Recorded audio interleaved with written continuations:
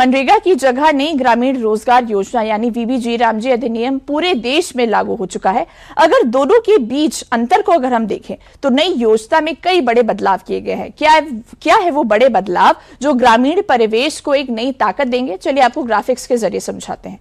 देखिए, मनरेगा की जगह वीबीजी रामजी आ रहा है। अब उसमें क्या कुछ बड़े बदलाव है वो हम आपको बताते हैं। देखिए, मनरेगा योजना के तहत पहले 100 दिन का रोजगार मिलता था, लेकिन विकसित भारत गारंटी फॉर रोजगार एंड आजीविका मिशन यानी ग्रामीण वीबीजी रामजी के तहत साल में 125 दिन काम मिलेगा।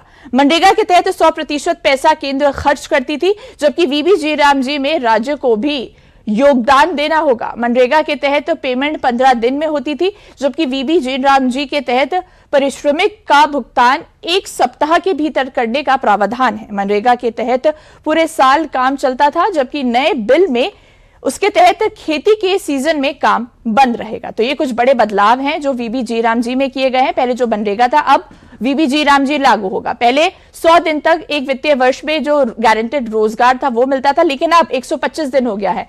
वहीं हम आपको बता दें कि वीबीजी रामजी में और क्या कुछ बड़े बदलाव किए गए। देखिए, आज से देश भर में वीबीजी रामजी अधिनियम 2025 लागू हो रहा है। नए कानून के तहत पात्र ग्रामीण परिवारों को अब 125 दिन के रोजगार की कानूनी गारंटी मिलेगी, जबकि पहले ये 100 दिन थी। औसतन दैनिक मजदूरी 298.8 रुपए से बढ़ाकर 327.4 रुपए कर दी है, जबकि न्यूनतम मजदूरी 300 रुपए प्रतिदिन तय की गई है।